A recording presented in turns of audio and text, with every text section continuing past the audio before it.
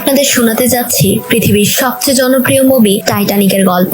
Titanic ছিল পৃথিবীর সবচেয়ে বড় জাহাজ। টাইটানিক যখন প্রথম যাত্রা শুরু করেছিল তখন যাত্রার আগে প্রধান ক্যাপ্টেন ও নির্মাণকারীরা বলেছিল এই জাহাজটি কখনোই সমুদ্রে ডুববে না, এবং আমরা বাজি ধরে বলতে পারি স্বয়ং সৃষ্টিকর্তাও এই জাহাজকে সমুদ্রে ডুবাতে পারবে না। কিন্তু প্রথম যাত্রার মাত্র কয়েক ঘন্টা পরেই সমুদ্রে থাকা বিশাল আইসবার্গের সাথে ধাক্কা লেগে এই অহংকারের পতন হয়ে যায়, আর টাইটানিক 2240 জন প্যাসেঞ্জার নিয়ে সমুদ্রে ডুবে যেতে শুরু করে। সাথে ডুবে যায় এক অসম্পূর্ণ ভালোবাসার গল্প, যা দর্শকের হৃদয়ে আজও বেঁচে আছে। কেন তাদের সম্পর্কের পূর্ণতা পেল না, আর কেনই বা এই টাইটানিক নামক বিশাল জাহাজের সলিল সমাধি হলো, এই সব তথ্য জানতে আপনাকে দেখতে হবে পুরো মুভির গল্প। এই মুভিটা আপনাকে নিয়ে যাবে জ্যাক রোজের ভালোবাসা আর হার্ট অফ দ্য ওশানের খোঁজে। চলুন বেশি কথা না বলে শুরু করা যাক আমাদের আজকের গল্প টাইটানিক। আমাদের আরো আপডেট পেতে পাশে থাকা বেল আইকনটি ক্লিক করুন, আর ইন্টারেস্টিং ভিডিও পেতে চ্যানেলটি সাবস্ক্রাইব করুন। টাইটানিক ডুবে যাওয়ার কয়েক যুগ পর ব্রুক লাভেট নামক একজন ট্রেজার হান্টার এবং তার একটি টিম নিয়ে টাইটানিক জাহাজটি সমুদ্রে যেখানে ডুবে গিয়েছিল সেখানে তারা চলে আসে। তারা জানতে পেরেছিল টাইটানিক যখন ডুবে যায় একটি মহামূল্যবান হীরার তৈরি নেকলেসও হারিয়ে যায়। নেকলেসটির নাম ছিল হার্ট অফ দ্য ওশান, আর ওই নেকলেসটির বর্তমান দাম $400 মিলিয়ন।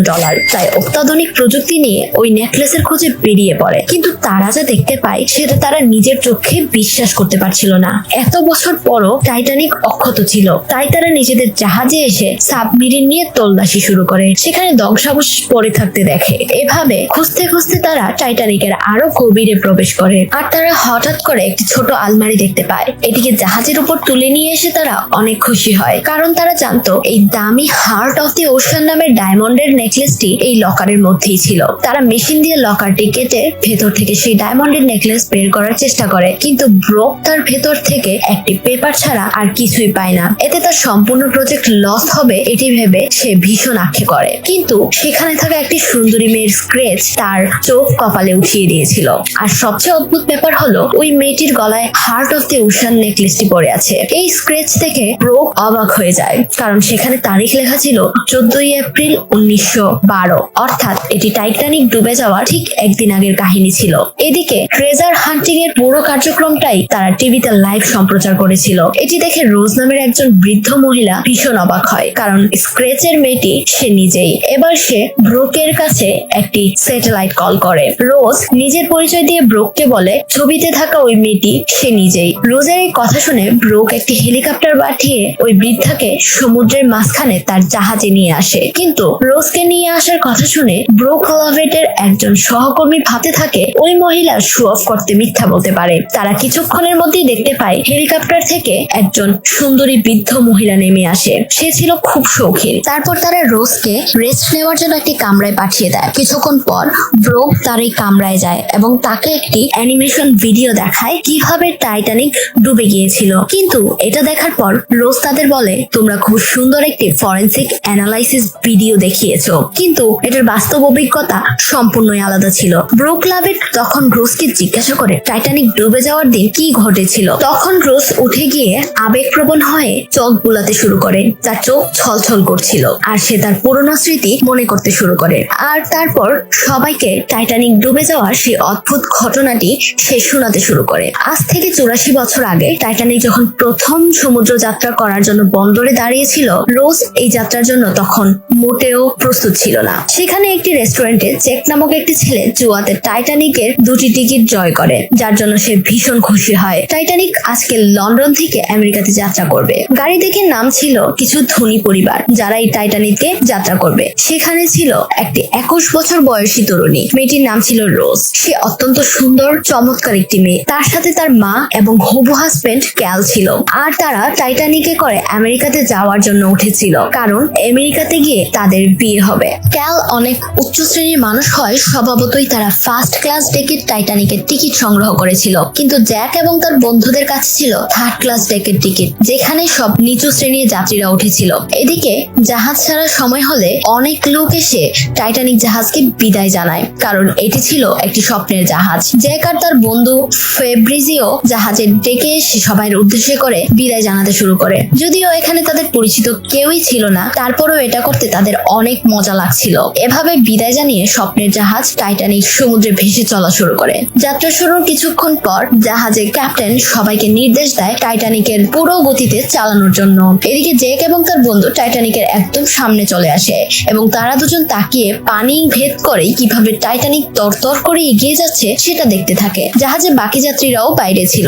জ্যাক নিচে বেশ কিছু ডলফিন মাছ দেখতে পায় যেগুলো টাইটানিকের আগে ভেসে যাচ্ছিল। জ্যাক সেখানে দাঁড়িয়ে জোরে জোরে চিৎকার করে বলছিল, I am the king of the world. অন্যদিকে ফার্স্ট ক্লাস ডেকে ক্যাল এবং তার পরিবারের লোকেরা মিলে ডিনার করছিল। সেখানে রোজ একটা সিগারেট ধরাতে গেলে তার মা তাকে নিষেধ দেয় এবং ক্যাল তার হাত থেকে সিগারেটটা নিয়ে নষ্ট করে দেয়। এসব নিয়ে রোজ খুবই বিরক্ত ছিল, তাই সে সেখান থেকে উঠে ডেকে চলে আসে। এদিকে জাহাজের ডেকে জ্যাক ছবি আঁকছিল, আর ছবি আঁকাই ছিল জ্যাকের একমাত্র ভালোবাসা আর শখ। ছবি আঁকতে আঁকতে জ্যাকের চোখ যায় উপরের দিকে, যেখানে এসে সুন্দরী রোজ দাঁড়িয়েছিল। রোজকে দেখে তার দিকে অপলক দৃষ্টিতে জ্যাক তাকিয়ে থাকে, আর জ্যাককে তখন তার বন্ধুরা বলে, ওদিকে তাকিয়ে লাভ নেই বন্ধু, ওরা ধনী পরিবারের মেয়ে। কিন্তু তারপরেও জ্যাক তার দিক থেকে নিজেকে ফিরিয়ে নিতে পারছিল না। এমন সময় সেখানে রোজের হবু হাজবেন্ড ক্যাল এসে তাকে নিয়ে চলে যায়। রোজের আশেপাশে অহংকারী মানুষগুলোকে দেখে রোজের বেঁচে থাকার ইচ্ছা শেষ হয়ে যায়। তারা অত্যন্ত ধনী মানুষ হলেও তারা নিজেদের স্বাধীনতা বলতে কিছুই রাখেনি।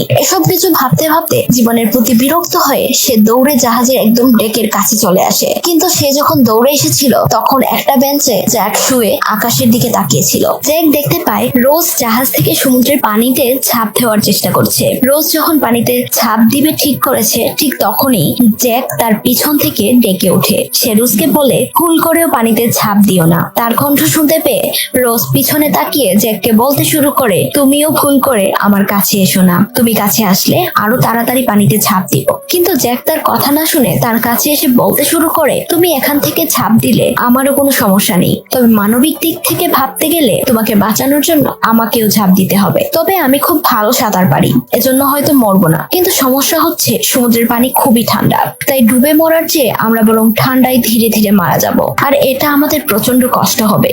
জ্যাকের এমন কথা শুনে রোজ ভয় পেয়ে যায়, কারণ সে তো একবারে মরে যেতে চায়। যদি ধীরে ধীরে মারা যায় তাহলে তো অনেক কষ্ট হবে। তাই এসব ভেবে সে মারা যাওয়ার সিদ্ধান্ত থেকে ফিরে আসে। তারপর জ্যাক তাকে বাঁচানোর জন্য হাত বাড়িয়ে দিলে সেও ফিরে আসার জন্য তার দিকে ঘুরে তাকায়। কিন্তু যখন রেলিং পার হয়ে উপরে উঠতে যাবে ঠিক তখনই হঠাৎ করে রোজের জামায় তার পা পিছলে সে প্রায় পড়েই যাচ্ছিল, কিন্তু জ্যাক তার হাত ধরে ফেলে। তারপর অনেক কষ্টে তাকে উপরে টেনে তোলে, কিন্তু তোলার সময় রোজ জ্যাকের গায়ের উপর এসে পড়ে। তবে তার চিৎকার শুনে সেখানে কিছু সিকিউরিটি গার্ড চলে আসে। এটা দেখে তারা মনে করে জ্যাক হয়তো রোজের সাথে খারাপ কিছু করার চেষ্টা করছিল। কিছুক্ষণ পর সেখানে তার হবু হাজবেন্ড ক্যালকে ডাকা হয়। জ্যাকের রোজের সাথে খারাপ আচরণ করায় তাকে গ্রেফতার করা হয়। কিন্তু পুলিশ যখন তাকে নিয়ে চলে যাবে তখন রোজ তার হাজবেন্ডকে চিৎকার করে বলতে থাকে, সে আমার সাথে কোনো খারাপ আচরণ করেনি, বরং আমাকে সে বাঁচিয়েছে। আমি জাহাজের ডেকে দাঁড়িয়ে নিচের প্রোফাইল দেখার চেষ্টা করছিলাম, তখন প্রায় পড়েই যাচ্ছিলাম, আর সেই মুহূর্তে জ্যাক এসে আমাকে বাঁচিয়েছে। রোজের এই কথা শুনে সেখানে থাকা পুলিশ এজন্য জ্যাককে ছেড়ে দেয়। তারপর ক্যাল যখন রোজকে নিয়ে চলে যাচ্ছিল তখন একজন পুলিশ অফিসার বলে নিজের হবু বউয়ের জীবন বাঁচানোর জন্য ছেলেটাকে কিছু উপহার দিতে। তার এমন কথা শুনে ক্যাল জ্যাককে কিছু টাকা উপহার দিতে চায়। তখন রোজ ক্যালকে বলে, আমার জীবন বাঁচানোর জন্য ওকে তুমি সামান্য কয়টা টাকা উপহার দিচ্ছ। এবার এই কথা শুনে পরদিন রাতে তাদের সাথে ডিনার করার জন্য জ্যাকে আমন্ত্রণ জানায়। এদিকে রাতের বেলা যখন রোজ তার রুমে যাচ্ছিল তার কাছে ক্যাল আসে। তার হাতে একটা ডায়মন্ডের নেকলেস। এই সেই নেকলেস যেটা হার্ট অফ দ্য ওশান নামে পরিচিত, 56 ক্যারেটের পিওর ডায়মন্ড, যেটা লাভেট খুঁজে বেড়াচ্ছিল।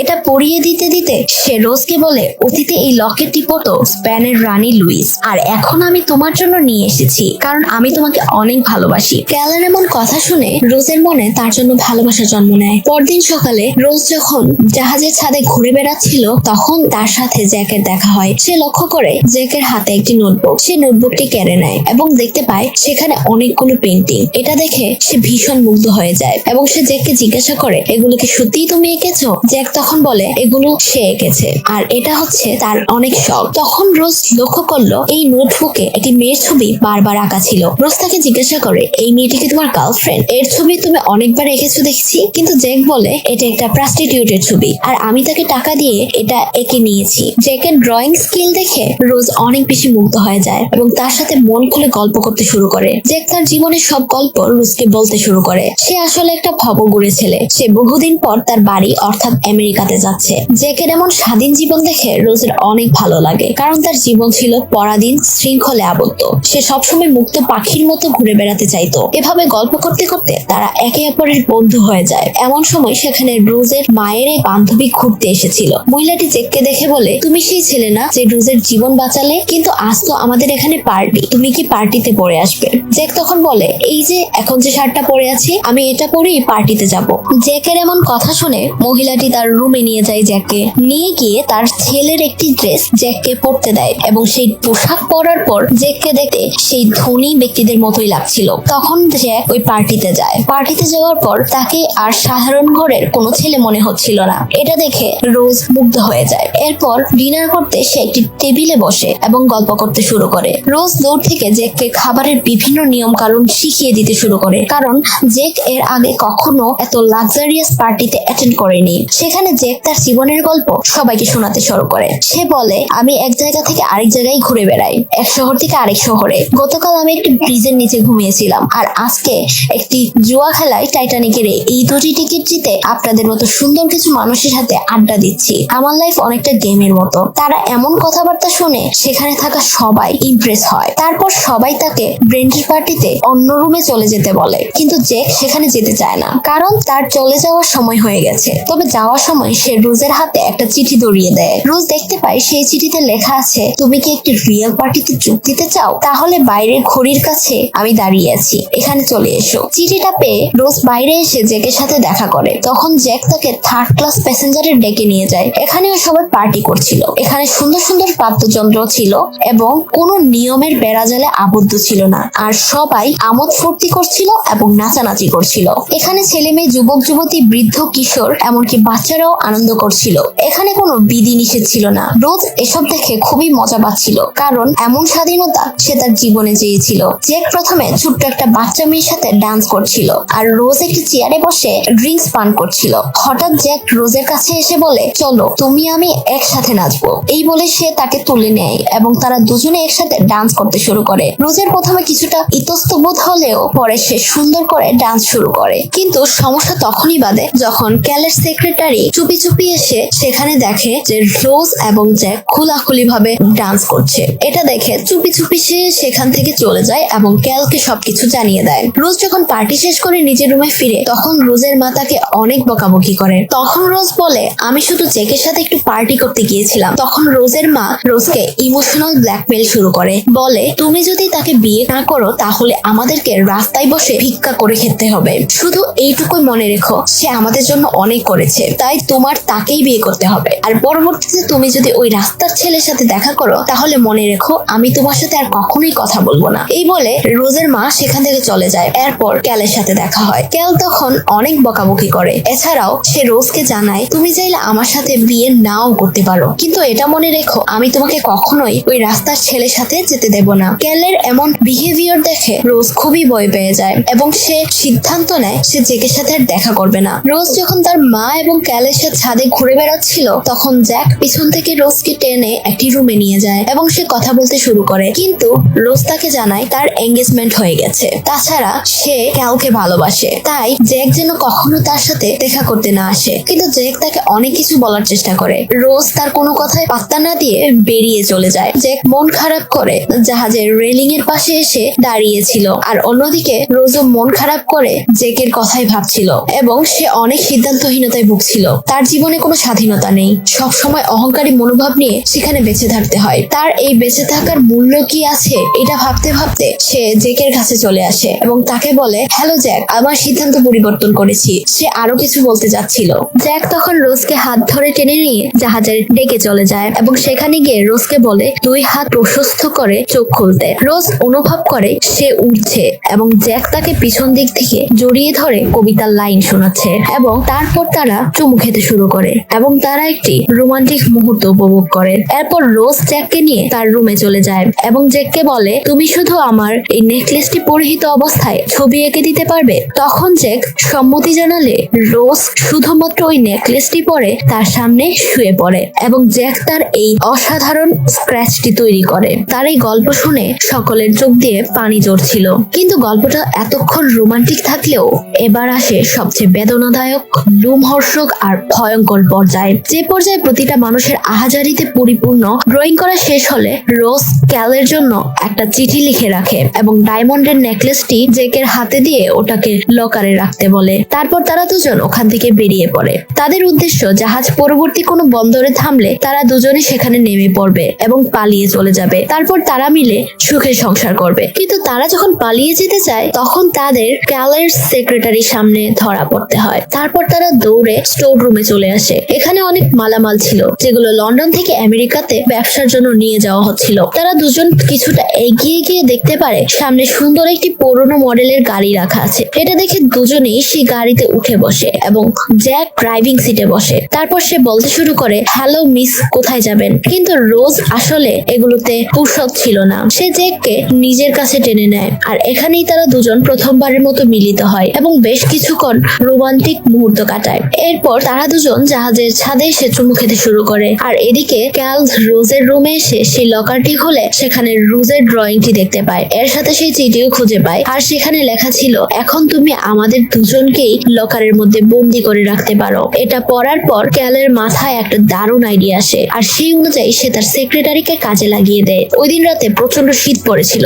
দুজন সেক্রেটারি পাহারা দিচ্ছিল যাতে জাহাজ কোনো বরফের পাহাড়ের সাথে ধাক্কা না লাগে। তারা সামনে দেখতে পেল একটি বিশাল আইসবার্গ এবং তারা ক্যাপ্টেনকে ইনফর্ম করে দ্রুত জাহাজ থামাতে। কিন্তু জাহাজের গতি এত বেশি ছিল যে জাহাজটি থামানো প্রায় অসম্ভব হয়ে গিয়েছিল। এরপর সকল কর্মীরা নিজেদের কাজে লেগে পড়ে। তারা অনেক কষ্টে জাহাজটিকে ঘোরাতে চেষ্টা করেছিল এবং সকল ধরনের ব্যবস্থা তারা দ্রুত গ্রহণ করতে শুরু করে। কিন্তু তারা সকল চেষ্টায় ব্যর্থ হয় এবং জাহাজের পিছন দিক ওই আইসবার্গের সাথে ধাক্কা লেগে খুব খারাপ ভাবে থেতলে যায়। জ্যাক আর রোজ এবং সকল মানুষ জাহাজে যারা অবস্থান করছিল তারা একটা বিশাল ধাক্কা খেলো। বেশিরভাগ শ্রমিকই সেই পানির নিচে আটকে পড়ে। এদিকে জাহাজের প্রধান ক্যাপ্টেন ঘুম ভেঙে উঠে। তখন সে জিজ্ঞাসা করে কি হয়েছে। তারপর সেই ওয়াচম্যান তাকে সব ঘটনা খুলে বলে। আর এটা শুনে প্রধান ক্যাপ্টেন বুঝতে পারে টাইটানিকের কত বড় ক্ষতি হয়েছে। এই প্রধান ক্যাপ্টেনই টাইটানিক নিয়ে যাত্রার আগে অনেক অহংকার করেছিল। টাইটানিক জাহাজ কখনোই সমুদ্রে ডুববে না। আর তার এই অহংকারই একদম ফ্যাকাশে হয়ে যায়। সে বুঝে উঠতে পারে না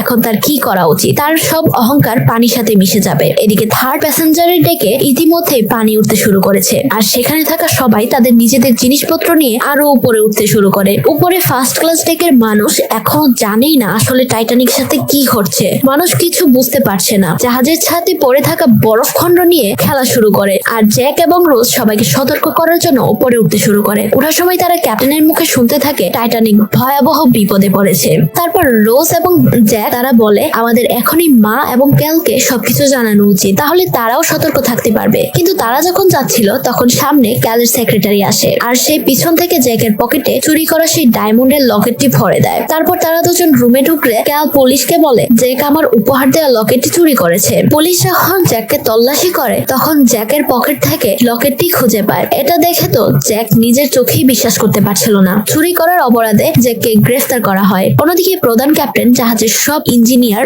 এবং কো ক্যাপ্টেনদেরকে একটি ম্যাপ বের করে বোঝানোর চেষ্টা করে জাহাজের কতটা ক্ষতি হয়েছে। তারপর সকল কিছু পর্যালোচনা করে জানতে পারে আর মাত্র 2 ঘন্টা পরে টাইটানিক সম্পূর্ণ পানির নিচে তলিয়ে যাবে। সুতরাং এখনই তাদের উদ্ধার কার্যক্রম শুরু করে দেওয়া উচিত। তাই তারা দ্রুত জাহাজে থাকা লাইফ বোট নিচে নামাতে শুরু করে আর এর মধ্যেই পুরো জাহাজের মানুষের মধ্যে ছড়িয়ে পড়ে যে কিছুক্ষণের মধ্যেই টাইটানিক সমুদ্রে ডুবে যাবে। এই খবর জানার পর মানুষ এদিক সেদিক ছোটাছুটি শুরু করে। জাহাজের মানুষের নার্ভাসনেস কাটানোর জন্য সুন্দর মিউজিক বাজানো হয়। রোজের মা এবং ক্যাল লাইফ বোটে ওঠার জন্য অপেক্ষা করছিল কিন্তু রোজ সেখান থেকে পালিয়ে জ্যাককে খুঁজতে শুরু করে আর জ্যাকের সামনে ছিল ভয়ঙ্কর বিপদ। কেননা ক্যালের সেক্রেটারি প্রতিশোধ নেওয়ার জন্য একটি পিস্তল হাতে নিয়ে তাকে মারতে শুরু করে। তারপর সে জ্যাকের হাত খোলার চাবিটা নিজের পকেটে নিয়ে সেখান থেকে চলে যায়। সে চলে যাওয়ার কিছুক্ষণ পর জ্যাকের রুমে পানি প্রবেশ করতে শুরু করে। জ্যাক কিছুতেই বুঝতে পারে না সে এখন কি করবে, কারণ তার হাত বাঁধা ছিল। সে এখন চাইলেও এখান থেকে পালাতে পারবে না। সে বুঝতে পারে এখানেই তার মৃত্যু অবধারিত আর তার জীবন এখানেই শেষ। তবে রোজ তাকে খোঁজার জন্য অনেক চেষ্টা করছিল কিন্তু সে জানতো না আসলে জ্যাক কোথায় বাঁধা রাখা হয়েছে। তাই এদিক সেদিক সে ছোটাছুটি ছোটাছুটি করতে থাকে। সে যত নিচে নামছিল ততই পানি বাড়ছিল। তারপরও ভয়ে পালিয়ে না গিয়ে সে জ্যাককে খুঁজে বের করার জন্য তার নাম ধরে ডাকতে শুরু করে। রোজ অবশেষে জ্যাককে খুঁজে পায় এবং সে দেখে জ্যাকের হাতে হাত করা পড়া এবং সে এইটি খোলার জন্য চাবি খুঁজতে থাকে, কিন্তু সে চাবিটা কোথাও খুঁজে পায় না। তবে সে থেমে না থেকে হাত করা কাটার জন্য কিছু পাওয়া যায় কিনা সেটা খুঁজতে বাইরে বের হয়। একটা দেওয়ালে সে একটি কুঠার ঝুলানো দেখতে পায়। দ্রুত সেটা খুলে নিয়ে এসে সে অনেক সাহস করে জ্যাকের হাত করায় কূপ বসায়। তারপর জ্যাকের কোনো ক্ষতি না হয় সেটা খুলে যায়। জ্যাক মুক্তি পাওয়ার সাথে সাথে তারা দুজন সেখান থেকে পালাতে শুরু করে। ইতিমধ্যে পানি অনেক বেড়ে গেছে, তাছাড়া তাদের বের হওয়ার কোনো রাস্তা খুঁজে পাচ্ছিল না। এদিকে টাইটানিক প্রায় অর্ধেক পানিতে ডুবে গেছে। জাহাজের কর্তৃপক্ষ ফার্স্ট ক্লাস প্যাসেঞ্জার ও মহিলাদের আগে লাইফ বোটে উঠাচ্ছিল, কিন্তু থার্ড ক্লাস প্যাসেঞ্জারদের তারা কোনো গোনাই ধরেনি, বরং তারা এই গরিব মানুষদের ভিতরে আটকে রাখার দরজাগুলো লক করে দেয়। জ্যাক এবং রোজ এতক্ষণে এখানে পৌঁছে গিয়েছিল।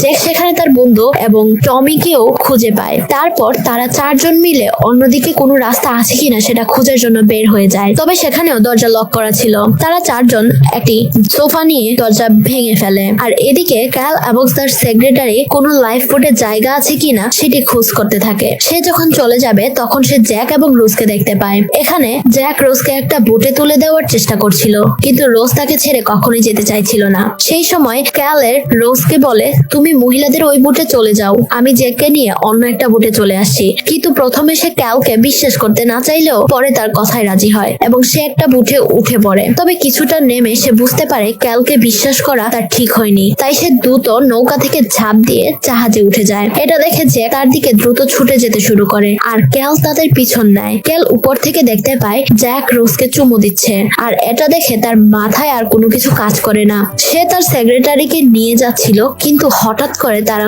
কোমর থেকে একটা পিস্তল জ্যাকের দিকে গুলি করতে শুরু করে। তারা বাঁচার জন্য পালাতে শুরু করলেও ক্যাল তাদের ছাড়ে না। তবে গুলি করতে করতে শেষমেশ ক্যালের পিস্তলের বুলেট শেষ হয়ে যায়, তাই সে নিজে আশা ছেড়ে দেয়। জ্যাক রোজকে নিয়ে পালাতে পালাতে জাহাজের একদম নিচে চলে এসেছিল, আর সেখানেও পানি ভর্তি হয়ে গেছিল। কিন্তু তাদের যেভাবেই হোক বাঁচতে হবে, তাই তারা দ্রুত উপরে ওঠার জন্য রাস্তা খুঁজতে থাকে। তারা দুজন একটা রাস্তা পেয়েও গিয়েছিল, কিন্তু তারা একটি পথ পেয়ে গেলেও সেখানে দরজার তালা দেওয়া ছিল। জ্যাক তালাটা ভাঙার চেষ্টা করলেও সে কোনোভাবেই ভাঙতে পারে না। তবে তখনই একজন লোক সেখান দিয়ে যাচ্ছিল, যার কাছে দরজার চাবি ছিল। জ্যাক লোকটাকে থামালে সে চাবি দিয়ে তালাটা খোলার চেষ্টা করে, কিন্তু লোকটার হাত থেকে চাবি পড়ে গেলে সে আর ওইটা না তুলেই সেখান থেকে পালিয়ে যায়। পানিতে ডুব দিয়ে সেই চাবিটি তুলে নিয়ে আসে। তারপর দুজন সেখান থেকে বেরিয়ে আসে। এদিকে প্রধান ক্যাপ্টেন মন খারাপ করে জাহাজের এদিক সেদিক ঘুরে বেড়াচ্ছিল। তখন একজন বৃদ্ধ মহিলা তার কাছে এসে জিজ্ঞাসা করে, ক্যাপ্টেন আমরা এখন কোথায় যাব প্লিজ বলুন। কিন্তু ক্যাপ্টেন তার কোনো কথার উত্তর না দিয়ে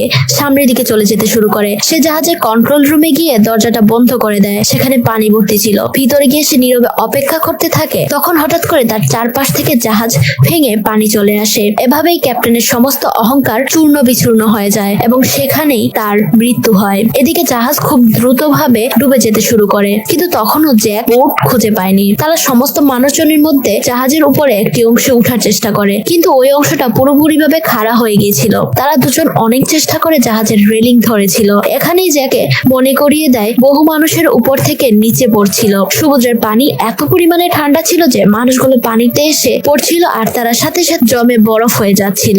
জাহাজটা দূর থেকে ডুবে যেতে দেখা যাচ্ছিল। রোজের মা এবং অন্যরা জাহাজের একটা অংশ যখন ভেঙে যায় তখন তারা পানিতে ডুবে যায় এবং আরেকটা অংশ ভাসতে শুরু করে, যেখানে শত শত মানুষ পানিতে হাবুডুবু খাচ্ছিল। একজন লোক রোজকে আঁকড়ে ধরে বাঁচার চেষ্টা করছিল, এতে করে রোজ নিজে ডুবে যাচ্ছিল। কিন্তু সেই মুহূর্তে জ্যাক লোকটাকে মেরে তাড়িয়ে দেয়। জ্যাক রোজকে এক টুকরো কাঠের উপর উঠিয়ে দেয়। সেখানে শুধু একজনে ওঠার মতো জায়গা ছিল, তাই রোজকে উঠিয়ে দিয়ে জ্যাক পানিতে সাঁতরাতে থাকে। ওখানে পড়ে থাকা সব মানুষরাই সাঁতরানোর চেষ্টা করছিল, কিন্তু আটলান্টিক মহাসাগরের পানি এতটাই ঠান্ডা ছিল যে কয়েক মিনিটের মধ্যে মানুষ বরফের মতো জমে যেতে শুরু করে। তাদের চারপাশে পরিবেশ নিস্তব্ধ হতে শুরু করে এবং মানুষের আহাজারিতে সারা জায়গা পরিপূর্ণ হয়ে যায়। রোজ তখন জ্যাককে বলে, জ্যাক চারপাশে সবাই শান্ত হয়ে যাচ্ছে। জ্যাক বলে, তুমি ভয় পেও না, কিছুক্ষণের মধ্যেই বোট চলে আসবে, আমরা বেঁচে যাব। কিন্তু রোজ, আমি অনেক ভয় পাচ্ছি। তাই জ্যাক আবারও তাকে বলে, আমাদের ভাগ্য ভালো ছিল, তাই আমি টাইটানিকের টিকিট পেয়েছিলাম আর তোমাকেও দেখতে পেলাম। জ্যাক বলে, তুমি আমাকে কথা দাও, পরিস্থিতি যতই খারাপ হোক তুমি কখনো সাহস হারাবে না। রোজ তখন তাকে কথা দেয়। কিছুক্ষণ পর কয়েকজন নাবিক বুট নিয়ে আসে। সেখানে অনেক মানুষ মরে পড়েছিল।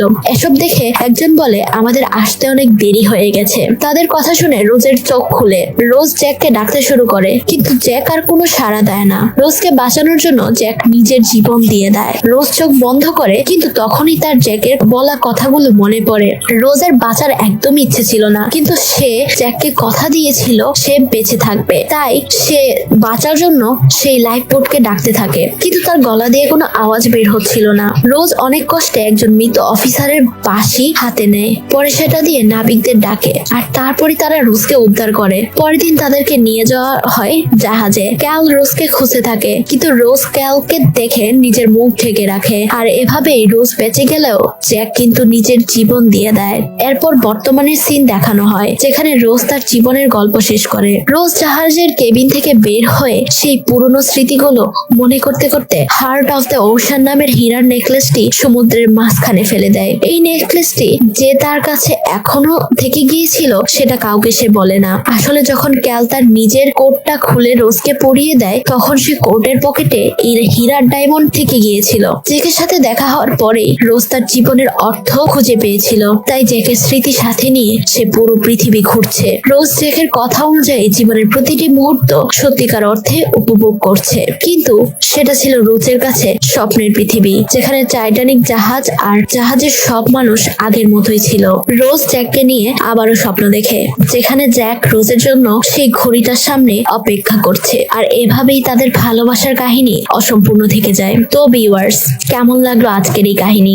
আশা করছি আপনাদের সকলের ভালো লেগেছে। যদি ভিডিওটি ভালো লেগে থাকে তাহলে আমাদের চ্যানেলটি এখনই সাবস্ক্রাইব করুন। ভালো থাকবেন, সুস্থ থাকবেন, ধন্যবাদ।